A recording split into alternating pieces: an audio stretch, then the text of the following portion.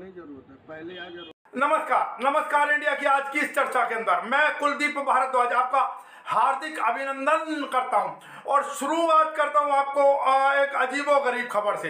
हालांकि आपको मालूम है कि इस समय इस आपदा काल के अंदर, इस आपत्ति काल के अंदर जिस प्रकार के भी लोगों ने ब्लैक मार्केटिंग तो छोड़िए, नकली दवाइयां बाजार के अंदर उतारी हुई हैं, नकली इंस्ट्रूमेंट, वो जो ऑक्सीजन मीटर वगैरह जो नकली बनाए हुए हैं, उसके बाद अनेकों जगह गिरफ्तारी है, उनके विरुद्ध केस दर्ज किए गए। लेकिन एक आश्चर्यजनक चीज जो सामने आ रही है वो आ रही है कि रेमडेसिविर, जिसके लिए मारामारी हो रही थी बहुत ज्यादा, और लेकिन एक खासियत है कि मध्य प्रदेश के अंदर नकली इंजेक्शन से 90% मरीज ठीक हो गए, और यह भी एक आश्चर्यजनक चीज है। हालांकि आपको मालूम ही होगा कि इन दिनों इंजेक्शन के लिए 50-50 हजार रुपए तक मांगे जा रहे हैं रेमडेसिविर इंजेक्शन के लिए। लेकिन आपको हैरानी होगी कि मध्य प्रदेश में जिन कोरोना मरीजों को नकली रेमडेसिविर इंजेक्शन दिया गया था, उसमें से 90% लोग कोरोना को मात देने में सफल रहे।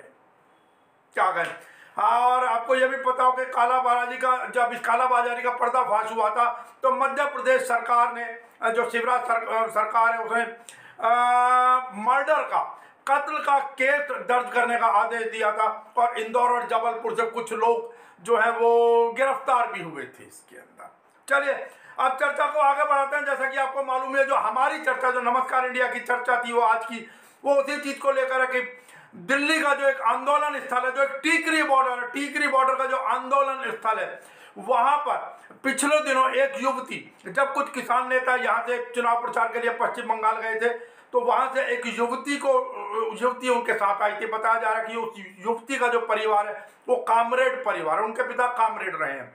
वो आंदोलन से प्रभावित होकर आंदोलन के समर्थन में दिल्ली आई वो युवती, और लेकिन बदकिस्मती देखिए कि उस युवती के साथ रास्ते में भी छेड़छाड़ हुई, और कहा जा रहा है कि जो उसके बाद जो केस दर्ज हुआ है, उसके बाद साथ अनेकों बार उस टेंट में जो किसान सोशल आर्मी के नेता जो उसको यहाँ पर लेकर आए थे, वो किसान सोशल आर्मी के नेता उनके टेंट में रुकी, और वहां पर उसके साथ कई बार बलात्कार किया गया, जिसमें मुख्य रूप से नाम आ रहे थे अनिल मलिक, जो कि एक अर्धसैनिक बल से भी संबंधित रहे, अनिल मलिक, और एक अनूप चानौत। अब प्रश्न ये है कि हालांकि इस खबर की जो जानकारी, जो हुआ वो गलत हुआ। आज वो युवती जो दुनिया के अंदर नहीं है, 30 अप्रैल को उस युवती का देहांत हो गया, आज वो युवती इस दुनिया के अंदर नहीं है। लेकिन देखिए बदकिस्मती,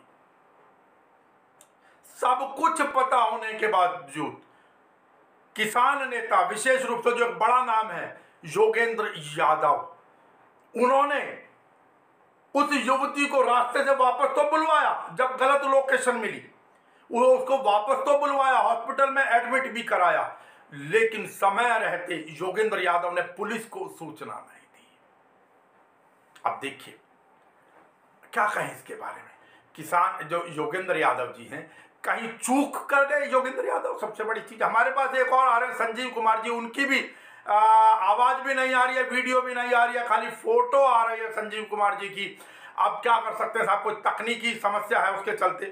तो बात यह है कि क्यों ना इन किसान नेताओं को, और सबसे बड़ी बात योगेंद्र यादव की, जो सबसे बड़ी बात यह है कि योगेंद्र यादव, बकौल योगेंद्र यादव ने जो स्वीकार किया, वो यह स्वीकार किया कि हाँ, मुझे 2 मई को जानकारी हो गई थी कि उस युवती के साथ गलत हुआ है, लेकिन क्योंकि उस युवती ने जीते जी ये कहा कि भाई किसान जो आंदोलन है उसकी इज्जत पर आंच ना आए किसी प्रकार भी। अब देखिए, ऐसा होने के बावजूद क्या वो किसान नेता योगेंद्र यादव कहीं ना कहीं उस युवती की, मैं तो कहूं कि उसकी असमत के ऊपर क्या भारी पड़ा किसान आंदोलन की झूठी शान, समझ से बाहर है ये तो। अब जो भी देखना, लेकिन बात यह कि 10 अप्रैल को किसान नेता प्रेस कॉन्फ्रेंस करते, और प्रेस कॉन्फ्रेंस करने के बाद किसान नेता सीधा सीधा कहते हैं कि नहीं, मुझे 2 तारीख को मालूम चल गया था।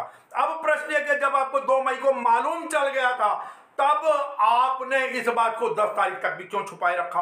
हाल तो ये हो नहीं सकता कि जब आपको मालूम था, 25 तारीख को आपको मालूम चल गया था कुछ गलत हुआ है, जब आपने लोकेशन पाई, जो उन सोशल आर्मी वालों ने लोकेशन आगरा बताई, लाइव लोकेशन उस युवती से आपने मंगाई, वो हांसी की मिली, आपको शक पहले ही हो चुका था। जब वो युवती वापस आई, वास्तविकता तो यह है कि अब बहुत सारे राज उस युवती के साथ दफन हो गए हैं। बात सीधी सी है, लेकिन अब क्या कहा जा सकता है साहब। तो हमारी चर्चा, हम इसी विषय को, आपको मालूम है आज 5वां दिन है, 5वें दिन हम इस चर्चा को चलाए हुए हैं, लेकिन बदकिस्मती से हमारा जो संपर्क नहीं बन पा रहा है। हमारे साथ हरवीर सिंह राणा, जो कि वेटरन्स एसोसिएशन के राष्ट्रीय प्रवक्ता हैं, और गाजीपुर बॉर्डर पर ये लोग संजीव कुमार जी है, और गाजीपुर बॉर्डर पर ये लोग एक्टिव रहे किसान आंदोलन के समर्थन में। हम उन्हीं कहीं मतलब उनकी जिम्मेदारी फिक्स करने के लिए हम जरूर चर्चा करना चाह रहे थे, लेकिन आज तकनीकी खामियों के कारण मैं नहीं समझ पा रहा हूँ क्या वजह है, अभी तक हम उनके साथ जुड़ नहीं पाए हैं। और इस चीज के अंदर जो एक सबसे बड़ी चीज और आगे, जैसा कि हमने कल भी चर्चा की थी आप लोगों से, वो था कि जो दुष्कर्म का एक आरोपी है अनूप चानौत, हालांकि अनूप चानौत ने एक वीडियो बनाकर भेजी है। अनूप चानौत ने कहा कि नहीं, मैं इन्वॉल्व नहीं था उसके अंदर, जो इन्वॉल्व था वो असली अनिल मलिक था, और इसीलिए हमने उसको अलग कर दिया, निकाल दिया संगठन से। भैया पहली बात तो ये कि अगर आपने उसको संगठन से निकाल दिया था, वो युवती 12 अप्रैल को दिल्ली के अंदर आई थी, आपने अगर उसको निकाल दिया था उस युवती को, तो सीधी सी बात यह है, आप उसको वापस छोड़ने के लिए जब आप लोगों की छिछालेदारी हुई, बात फैली, तो आप अनिल मलिक के साथ क्यों जा रहे थे? आप दोनों साथ कैसे थे? और फिर आप लोगों ने आगरा क्यों बताई, जबकि वास्तविक लोकेशन आपकी हांसी थी? इस चीज से बचा नहीं जा सकता। लेकिन बदकिस्मती है यहाँ पर कि रोधी खाप जो है, उनके चानौत गांव से जुड़ी हुई होगी उनके समाज की, रोधी खाप अब इन आरोपियों के समर्थन में खड़ी हो गई है। सिर्फ ये कहने से पल्ला नहीं झाड़ा जा सकता कि नहीं, हम तो मतलब उस युवती को न्याय मिले। न्याय कैसे मिलेगा जब आप आरोपियों के समर्थन में खड़े हो रहे हैं? क्यों नहीं आप बुलाते और कहते आरोपियों को, आप आइए और आकर पहले पुलिस का सामना कीजिए, वास्तविकता से परिचित कराइए। अब प्रश्न ये कि जो आरोपी है वो आरोपी, हम यहाँ आरोपियों के ऊपर चर्चा करने के लिए बात नहीं कर रहे हैं पिछले 5 दिनों से। हमारी चर्चा जो है वो है इन किसान नेताओं को लेकर। जब आप कोई जिम्मेदारी संभाल ही नहीं सकते, जब आपकी नजरों में किसी महिला की असमत मायने नहीं रखती, बल्कि आपके आंदोलन की एक झूठी शान मायने रखती है, तो कौन अपनी बेटी को, अपनी धी बेटी को, अपनी बहू को, अपने परिवार की महिला को आप लोगों के सामने भेज देगा? आप लोगों के आंदोलन में समर्थन के लिए भेज देगा? आप तो महा गैर जिम्मेदार व्यक्ति हैं। अब उससे भी बड़ी बात जो निकल कर आती है साहब यहां पर, वो बात ये आती है कि उस ट्रेन में 2 युवतियां जो आरोपित हैं, जिनका नाम आरोप में डाला गया है, वो 2 युवतियां, उनको भी मालूम था। अब तो कह रही है नहीं, ट्रेन में कुछ छेड़छाड़ हुई थी, लेकिन जब आपको मालूम था तो क्या आपका कर्तव्य नहीं था उस युवती को न्याय दिलाना? एक हजारों किलोमीटर से दूर दूसरे कल्चर की युवती, जिसको यहाँ की भौगोलिक परिस्थिति नहीं पता, वो युवती मेरे यहाँ पर आती है हजारों किलोमीटर दूर।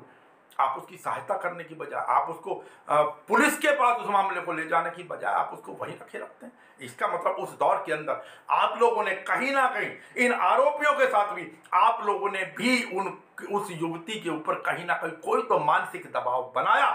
वो बात अलग है कि भविष्य में अब क्या निकलेगा और क्या नहीं निकलेगा। क्यों कि आज जो वास्तविकता बताने वाली युवती है वो तो आज इस दुनिया में है नहीं।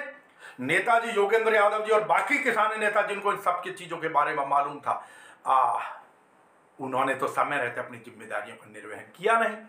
हो सकता है कोई बड़ी बात ना हो, मैं तो बहुत स्पष्ट कह रहा हूं कि उन्होंने भी कहीं ना कहीं कुछ आरोपियों को, इन किसान नेताओं ने भी, कुछ किसान नेता 2-3 नाम सामने आ रहे हैं, इन्होंने भी उन आरोपियों को बचाने का प्रयास तो नहीं किया कहीं। इसीलिए शायद इन्होंने अपने कर्तव्य का निर्वहन नहीं किया। जब उस युवती की डेथ हो गई, उसके पिता को उससे पहले जब बुलाया जाता, डेथ होगी, तो आप उसके पिता से, जो यहाँ की भाषा से परिचित नहीं है, जो यहाँ की भौगोलिक परिस्थितियों से परिचित नहीं है, आप उसको कहते हैं कि आप जाकर शिकायत करें। फिर आप नेतृत्व किस बात के, आप मुखिया किस बात के बने हुए संगठन के। अब ये कह देने से काम नहीं चलता कि नहीं जी वो जो किसान सोशल आर्मी थी वो हमारे किसान संयुक्त मोर्चा का हिस्सा नहीं है। यही इस आंदोलन की सबसे बड़ी कमी नेगेटिविटी रही कि आप जब समय आता था, जैसे 26 जनवरी वाले दिन घटना हुई, उसके बाद आप में से बहुत सारे लोग ये कहकर मुकर गए नहीं नहीं नहीं, ये तो हमारा तो इससे कोई लेना देना नहीं है, वो हमारे संगठन का हिस्सा नहीं है, वो संयुक्त मोर्चा का हिस्सा नहीं है। तो भाई फिर ऐसे तो काम नहीं चला करता, ये तो कोई ठीक बात हुई नहीं। कौन आपके साथ जुड़ेगा? अब प्रश्न ये उठता है कि कहीं ये आप लोगों ने जानबूझकर तो नहीं किया। शक सीधा जाता है, सीधा सीधा शक। और क्यों ना किसान नेता योगेंद्र यादव और उनके साथ जो 2-3 नाम आ रहे हैं, हनान मोल्ला, युद्धवीर सिंह, उनकी जिम्मेदारी क्यों फिक्स ना की जाए, प्रश्न ये बैठता है सीधा सा मेरी नजरों के अंदर।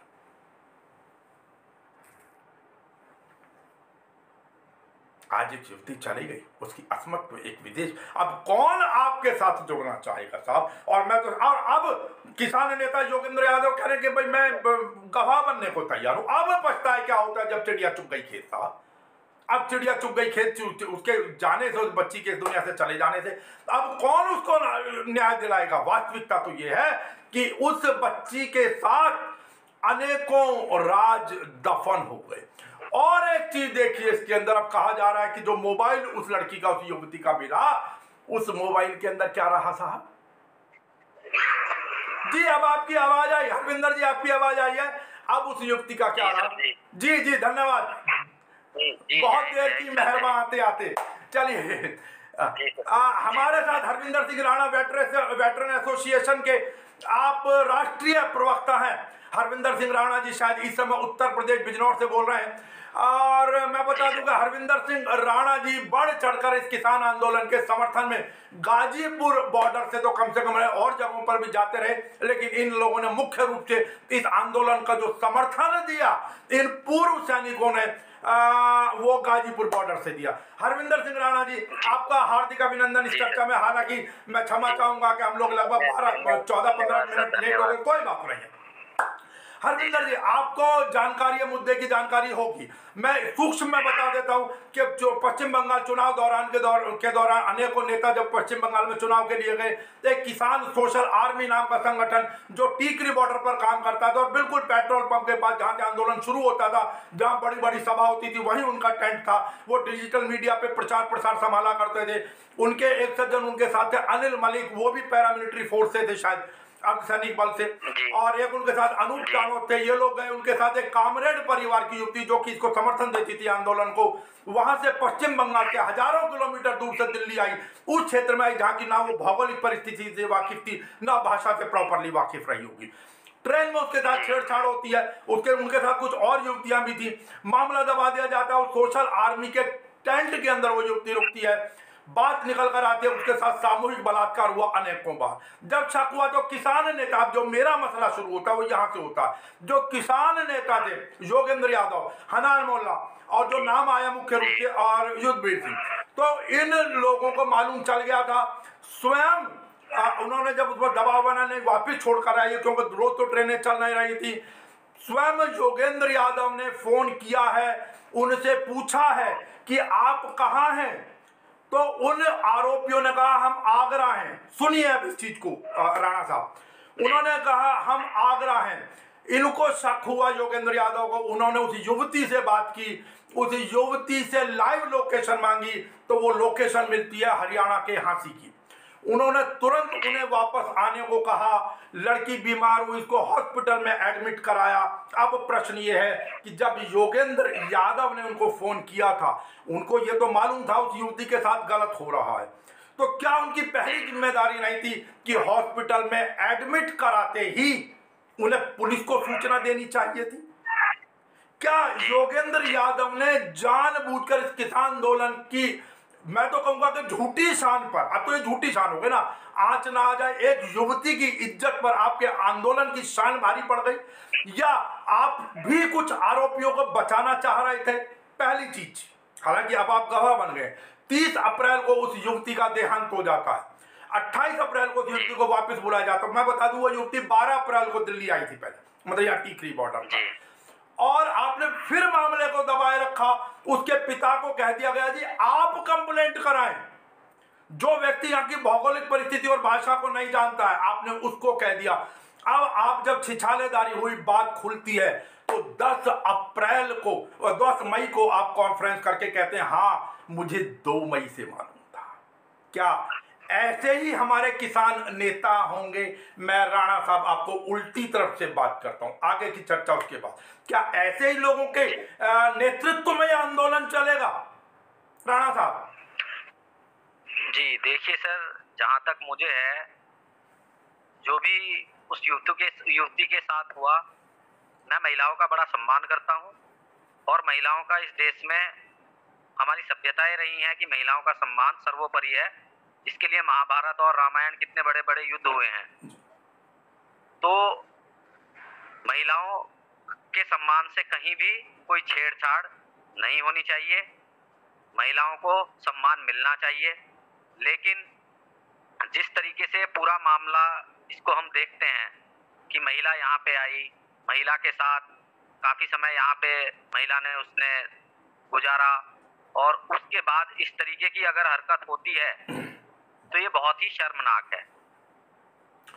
राणा साहब, मेरा जो प्रश्न है, मैं माफी चाहूँ आपको रोक रहा हूँ राणा साहब, ये हर आदमी कहता है सब हम सब सम्मान करते हैं, वहाँ लाखों की तादाद में किसान है, सब सम्मान करते हैं। प्रश्न उनके और नहीं है सम्मान यहाँ।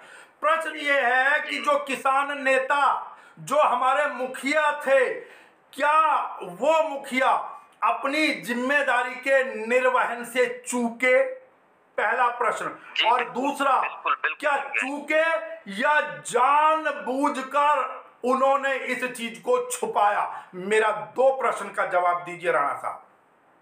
जी, आप देश के रक्षकों में रहे हैं, आप भी पूर्व सैनिक हैं, इसलिए मेरा प्रश्न पहले, आप जहां देश की रक्षा कर रहे हैं, देश की सीमाओं की, वहां ये बहन बेटियों की रक्षा, उनके आत्मसम्मान की रक्षा कौन करेगा? ये जिनके हाथ में नेतृत्व ये नहीं करेंगे तो कौन करेगा?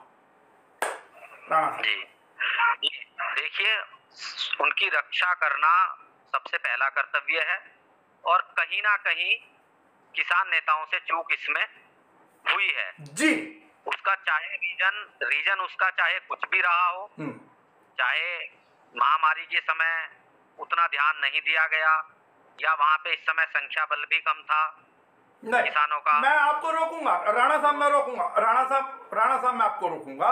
महामारी के द्वारा ऐसा नहीं है कि कुछ वहां बात, जब उनको मालूम था, उन्होंने उनको ले जाने के लिए कहा, योगेंद्र यादव ने उसको छोड़ो वहां पर, भेजिए वापिस। और उन्होंने ही, आप गौर कीजिएगा, मैं फिर रिपीट कर रहा हूं, बार बार रिपीट कर रहा हूं, वो ये है कि उन्होंने जब उनसे पूछा, आरोपियों से, अनिल मलिक और आशीष चानोद से, उन्होंने कहा हम आगरा पहुंच गए हैं। और जब योगेंद्र यादव ने लाइव लोकेशन युवती से मंगाई तो वो हंसी की निकली। तो सीधी सी बात है, आपको तो मालूम था, आपने क्यों पुलिस को इन्फॉर्म नहीं किया? आप चूके एक चीज, या जानबूझकर कुछ अन्य लोगों को बचाने के लिए आपने इस मामले को लटका दिया। आज तो सारे राज दफन हो गए ना। अगर जीते जी उस युवती के बयान ले लिए जाते तो हो सकता और भी बहुत सारे लोग इसके अंदर निकलते। राणा साहब जी देखिए, जहां तक योगेंद्र यादव या जो इससे जुड़े हुए लोग हैं उनका सवाल है, तो सच क्या है ये तो वही लोग जानते हैं जी, या फिर जिनकी मृत्यु हो चुकी वो जानती थी, बिल्कुल, या फिर भगवान जिसमें हमारी आस्था है वो जानता है जी। सच क्या है। लेकिन मैं इतना ही कहूंगा कि जो कुछ हुआ है वो अच्छा नहीं हुआ है, सही नहीं हुआ है। कहीं ना कहीं इससे किसान आंदोलन, जो एक पवित्र आंदोलन है, उस पे एक क्वेश्चन मार्क लगता है। और ऐसे समय में राणा साहब, ऐसे समय में जब बहुत सारी शक्तियां आपके इस पवित्र आंदोलन को बदनाम करने में जुटी हो, ऐसे समय के अंदर जी जी देखिए, बदनामी तो शुरू से ही इसमें लगे हुए हैं लोग जी। ये तो जिस दिन से आंदोलन शुरू हुआ था उसी दिन से बदनाम करने वालों की कमी नहीं रही है जी। बदनाम करने वाले शुरू में इसमें खालिस्तानी, पाकिस्तानी, टुकड़े टुकड़े गैंग जो भी है वो सब से इसको नवाजा गया है। जी। खुद माननीय प्रधानमंत्री जी ने आंदोलन जीवी और पता नहीं क्या क्या चीजों से सम्मानित किया देश के किसान को जी। तो वो तो मैं उन चीजों पे नहीं जाना चाहूंगा अभी, क्योंकि हालांकि आज हमारी बहस का विषय नहीं है। राणा साहब, मैं एक मिनट के लिए आपको रोक रहा हूँ। एक और जानकारी अपने दर्शकों को इस समय में देता चलूं। हालांकि हम अपनी चर्चा से इतर हो रहे हैं, लेकिन बावजूद उसके प्रधानमंत्री महोदय की आलोचना करने के लिए कुछ पोस्टर या डिजिटल प्लेटफॉर्म पर चला कि प्रधानमंत्री जी, हमारी दवाई जो यहाँ काम आ सकती थी आपने एक्सपोर्ट क्यों कर दी। इस आलोचना के लिए दिल्ली के अंदर, पूरी दिल्ली के समस्त जिलों के अंदर 17 FIR दर्ज की गई हैं और 15 लोग इसके लिए अब तक गिरफ्तार हो चुके हैं। आज के समय में आप स्वस्थ आलोचना भी नहीं कर सकते। राणा साहब, विषय को जारी रखें। जी देखिए, इसमें इस महामारी में तो ये पूरी तरह सरकार विफल हुई है जी। इसमें तो आप इसको कोई भी नहीं नकार सकता और उसका खामियाजा इन्होंने अभी बंगाल में भुगता है और अब उत्तर प्रदेश, उत्तराखंड, गुजरात, पंजाब, जहां भी विधानसभा चुनाव आएंगे तो वहां पे। चलिए, मैं राणा साहब वापस विषय पर ही लौटना चाहूंगा। इस विषय के ऊपर यही मैं सीधी सी बात यह है कि अब बेशक ये अगर समय रहते, एक चीज समय रहते पुलिस को कंप्लेंट की जाती, बहुत सारे और नाम आ सकते थे, इससे कहीं इनकार नहीं किया जा सकता। दूसरी चीज, उस युवती के देहांत के बाद बजाय आप आगे बढ़ के कहीं FIR करवाते, आप लोग की जिम्मेदारी थी ना, उस युवती के साथ, पिता के साथ जाते। आपने कह दिया जी आप जाकर शिकायत दर्ज कराएं। दूसरा, तीसरा चीज, जब आपकी छिछालेदारी तब भी आप बड़ी बेशर्मी से ये कहते कि हमें 2 तारीख को मालूम चला था, 2 को मालूम चला था तो 10 तक क्यों छुपाए रहे, 10 मई तक। 3 चीजें तो सीधी सीधी उनके अनुसार ही चुप हो रही है। राणा साहब, कैसे ऐसे नेतृत्व पे कैसे भरोसा करें? कैसे कोई अपनी धी बेटी को आपके आंदोलन के अंदर भेजेगा कहीं बाहर से? जी, इसमें गुरनाम सिंह चढ़ूनी जी का मैं देख रहा था जी, तो उन्होंने उनके पिताजी से मिलके खुद उन्होंने कंप्लेंट कराई, काफी सक्रियता दिखाई उन्होंने। नहीं नहीं नहीं नहीं नहीं नहीं नहीं, गुरनाम सिंह चढ़ूनी वगैरह ये सब बाद में आते हैं पिक्चर में। पहली शिकायत दर्ज करने के लिए उनको कह दिया जाता, बयान है बाकायदा योगेंद्र यादव के, पहले उनको भेज दिया जाता है। उस शिकायत के बाद बातें खुलती हैं और तब अब सब कह रहे हैं। अब तो प्रेस कॉन्फ्रेंस करके उस युवती के पिता को भी खड़ा कर दिया गया है वहां अपने साथ में लाके। अब तो सब उनके साथ हैं। अब पछताए क्या होता जब चिड़िया चुग गई खेत। आज वो युवती इस दुनिया में नहीं है। शुरुआत में ये तो जब सारे में छिछालेदारी होने लगी है तब जाकर ये लोग सक्रिय होने लगे हैं। साहब, बहुत देर की मेहरबान आते आते। नहीं देखिए सर, अब इसमें क्या है, क्योंकि कुछ दिनों से मैं भी अभी घर पे आ गया था। घर पे थोड़ा जो बड़े भैया हैं उनकी तबीयत खराब थी, तो हमने गाजीपुर बॉर्डर पे हमने भी क्या है, जो महिलाएं थी वहां पे, क्योंकि सिक्योरिटी इस समय गाजीपुर बॉर्डर की हमारे ही हाथ में है जी। पूर्व सैनिकों के, क्योंकि ज्यादातर किसान अभी वहां पे कम है संख्या वाला, आपने देखा होगा जी। तो वहां की पूरी जिम्मेदारी हमारे पास है सिक्योरिटी की। तो वहां से जो महिलाएं थी या जो भी थे वो हमने वहां से उनको हाथ जोड़ के और विनती करके उनको घर पे भेज दिया कि अभी आप यहाँ पे, मतलब हम लोग उतनी उसमें नहीं है संख्या में कि जो आपको अच्छे से सुरक्षा दे पाए, तो उनको घर भेज दिया। दूसरा, हमने जो लोकल एलिमेंट्स, जो लोग आते थे वहां पे, पहले खूब लोग आते थे, जो गरीब लोग हैं, जो वैसे लोग हैं खाना खाने या वहां पे आते रहते थे, तो अभी हमने कुछ एरिया वहां कम करके और कवर कर दिया है सुरक्षा की दृष्टि से। और रात में, नाइट में, फुल नाइट वॉलेंटियर्स की ड्यूटी लगाई जाती है और इस चीज का पूरा ध्यान रखा जाता है कि यहाँ पे कोई भी इस तरह की घटना घटित ना हो। लेकिन कोई किस मानसिकता से वहां पे आ रहा है ये फिर भी हम नहीं समझ पाते हैं। मैं राणा साहब, मैं बिल्कुल, मेरी आदत है, मैं एक विषय पर टिकने का प्रयास करता हूं ज्यादातर। मैं फिर कह रहा हूं, मैं और लोगों की मानसिकता पर नहीं जा रहा, मैं तो सिर्फ ये कर रहा हूं जो हुआ। कोई नहीं पहचान सकता किसकी मानसिकता है, क्या क्या नहीं है। कुछ भी दुर्घटना कहीं भी हो सकती है, ईश्वर करे ना हो लेकिन हो सकती है, इसको नकारा नहीं जा सकता, ये सत्य से स्वीकारना चाहिए। बात तो ये है ना कि उसके बाद जब कुछ हो गया तब तो साहब आपको जिम्मेदारी वहन करनी पड़ेगी। मेरा प्रश्न उन नेताओं की जिम्मेदारी से, मेरा प्रयास है कि उन नेताओं की जिम्मेदारी फिक्स की जाए। बात यह कि आप सैनिक हैं, मैं आप ही का उदाहरण देता हूं, कुछ नहीं पता बॉर्डर पर है, सामने से पाकिस्तान की तरफ से, विरोधियों की तरफ से कब फायरिंग हो जाए ये पता नहीं होता किसी को, लेकिन फायरिंग हो गई तो उसका जवाब देना ये तो सैनिक की जिम्मेदारी होती है साहब।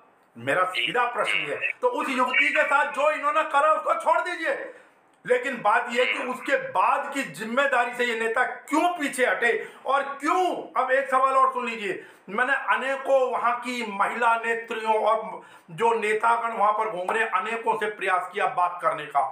ऑफ दी लाइन तो सब कह देते हैं, लेकिन वास्तविकता ऑनलाइन कोई भी आने की हिम्मत नहीं जुटाता। मैं उन महिला नेत्रियों की भी बात कर रहा हूं जो वहां उनके साथ काम करती थी, जिनके मैंने इंटरव्यू किए हैं, और मैंने उन दोनों आरोपियों के भी इंटरव्यू किए हैं 2-2 बार। ऐसे तो मुझे भी कुछ नजर नहीं आया वहां पर, प्रश्न इसका नहीं है। अब जैसे झूठ बोल रहे हैं अनूप जानौत वीडियो जारी करके, जी मैंने कुछ नहीं किया, जो कुछ किया वो अनिल मलिक ने किया और हमने उसको हटा दिया था। अरे अगर हटा दिया था तो आप ट्रेन में उसके साथ क्यों जा रहे थे। और उससे बड़ी चीज एक और बता दूं, इससे आगे की भी एक चीज और जोड़ दूं कि रोधी खाप वहां की उस चानौत गांव की तरफ से या आपके आसपास से वो उनके पक्ष में खड़ी हो गई आरोपियों की। अब बताएं उस युवती को क्या न्याय मिलेगा साहब, केस स्टेट वर्सेस रह जाएगा, कहां न्याय मिलेगा। राणा साहब ये बताएं मुझे, जी क्या यह उचित है कि खापें इस प्रकार खड़ी हो जाए। खापों का काम क्या सिर्फ ये रह गया। जिसने भी गलत किया है तो उसको सजा मिलनी चाहिए, सख्त से सख्त सजा मिलनी चाहिए, और किसानों नेताओं को अब आगे बढ़कर आगे आना चाहिए।